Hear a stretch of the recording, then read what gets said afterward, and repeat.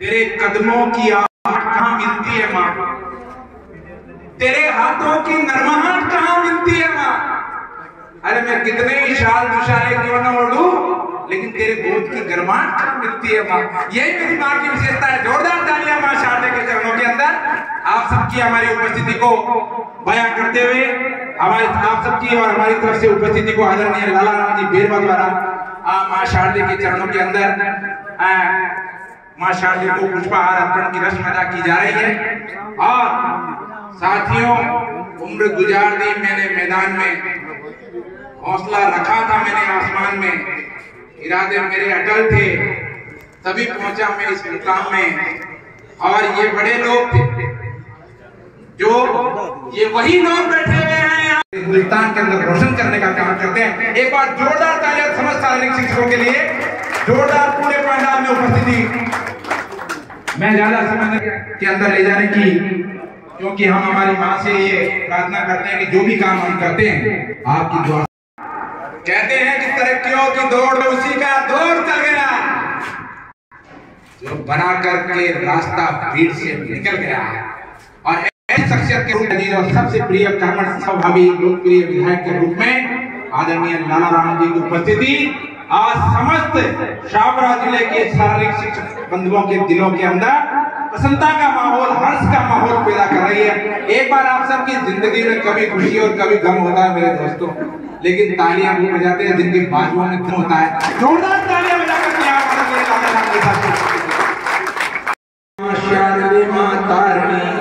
कमल निवासिनी मां, कमल निवासिनी हे शारदे मां, शारदे मां।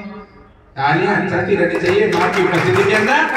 अब मैं मेरे साथी बंधु और मेरे को एंकर के रूप में भाई श्री मैं आमंत्रित करना चाहूंगा हमारे शारीरिक शिक्षक साथियों,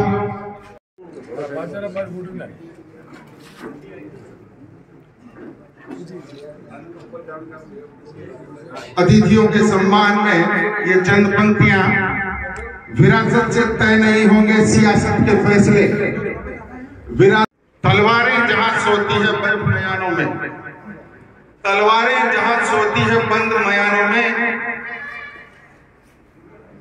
किस्मतें वहां सड़ती है तय कानों में। सोनित की जगह अश्रु जहां बहता है वह देश कभी स्वाधीन नहीं रहता है।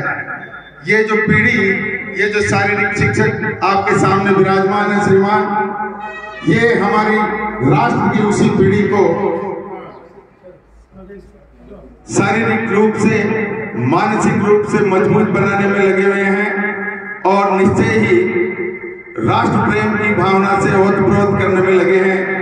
आगे आने वाली पीढ़ी को आप देखेंगे सर, निश्चय ही राष्ट्र तन्हाई में खुलता है, ये वो समंदर है जो गहराई में खुलता है। और ये शख्सियत ही ऐसी है जो शांत ज्यादा रहती है लेकिन काम ज्यादा करती है। जोरदार तालियों के साथ में आदरणीय राजेंद्र जी बौरा साहब का, जो कि यहाँ भारतीय जनता पार्टी के मंडल अध्यक्ष के रूप में अपनी भूमिका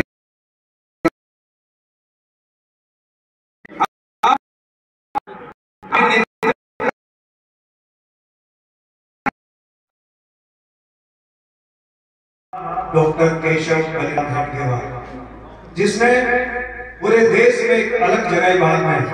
उन्होंने एक वाक्य बोला था, अनुशासन ही राष्ट्र का प्राण है। उस समय कहा उन्होंने, अनुशासन राष्ट्र का प्राण है। क्यों कहा?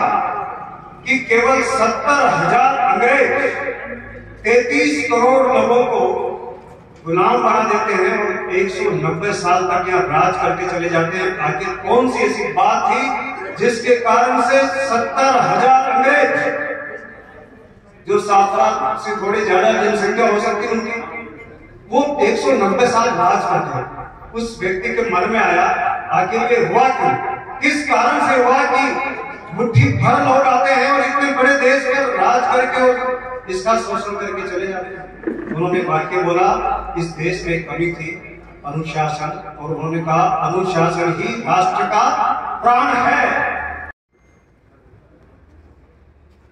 शारीरिक शिक्षक सासी शब्द जैसे अपन बोलते हैं, जैसे कितने शब्द अपन वास्तव में देखा जाए तो ये जो पद है और इस पद पे काम करने वाले जो लोग हैं, मैं इसलिए नहीं कह रहा कि मैं वहां से आया, मैंने खुद ने अनुभव किया और आप सब भी अनुभव करते होंगे कि एक विशेष योग्यता रखने वाले जो किसी में नहीं होते, वो सारे शिक्षक बंधु उनको किसी भी क्षेत्र में कहीं भी ले जाकर छोड़ दीजिए, उस काम को वो सफल बनाकर छोड़ेंगे। ऐसे में सारे शिक्षक, क्योंकि इनका निर्माण उस जगह से होता है